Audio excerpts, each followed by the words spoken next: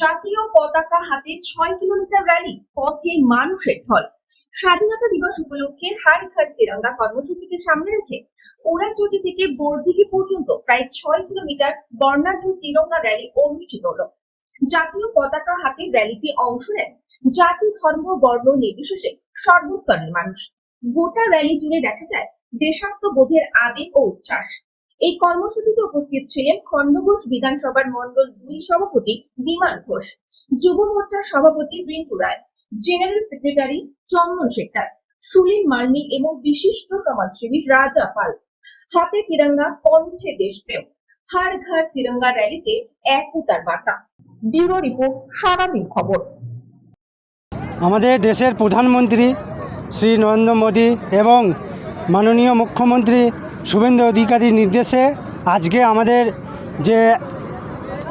সারা দেশ জুড়ে বা রাজ্য জুড়ে যে তিরঙ্গা যাত্রা চলছে, হর ঘর তিরঙ্গা, 9 তারিখ থেকে আমাদের এই 14 তারিখ পর্যন্ত প্রত্যেক আমাদের রাজ্য জুড়ে এবং দেশ জুড়ে এই প্রোগ্রাম আমাদের চলছে।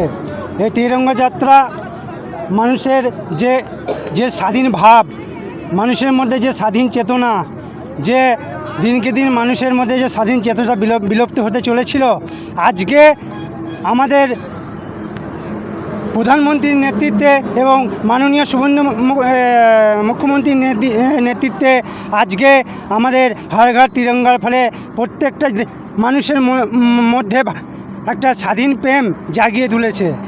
আমাদের যে কালকে 15ই আগস্ট স্বাধীনতা দিবস, তার আগে যে 14 তারিখ, আগে 14ই আগস্ট, আজকে আমাদের প্রত্যেক জেলা বা প্রত্যেক রাজ্য জুড়ে যে এই স্বাধীনতা মানে হর ঘর তিরঙ্গা যে প্রোগ্রাম আজকে অনুষ্ঠিত হয়েছে, এই প্রোগ্রাম প্রত্যেকটা মানুষের মধ্যে যাতে একটা প্রভাব বিস্তার করে, জাতীয়তা বোধ মানে বৃদ্ধি পায়, তার জন্যে আমাদের এই প্রচেষ্টা। শুধুই কি দেশপ্রেম, নাকি জাতীয় পতাকা নিয়ে দেশপ্রেম একটা ব্যাপার এবং মানুষের ভালোবাসা একটা ব্যাপার?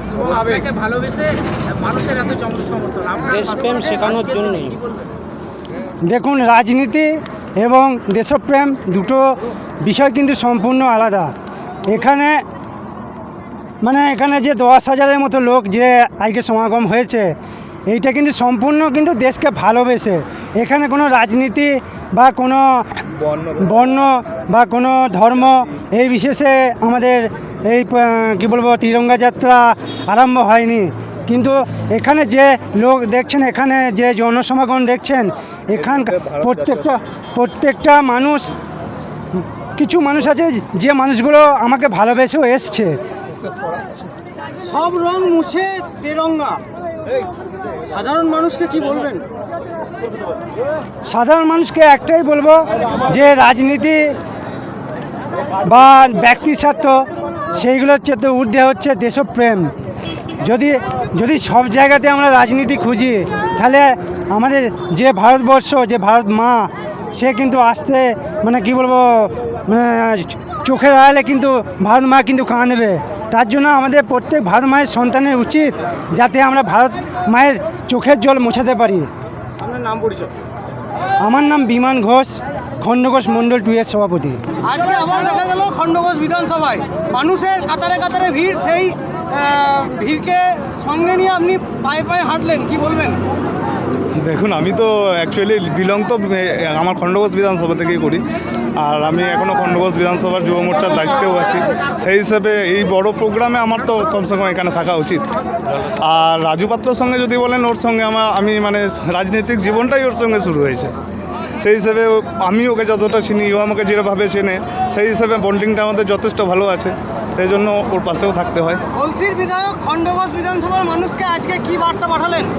গলসির বিধায়ক সবসময় পাশে আছেন। উনি সবসময় বলেছেন, আমি সমস্ত মানুষের, আমি কোনো বিধানসভা দেখবো না, কোনো জায়গা দেখবো না, কোনো ক্ষেত্র দেখবো না, আমি সমস্ত মানুষের পাশে সবসময় থাকবো।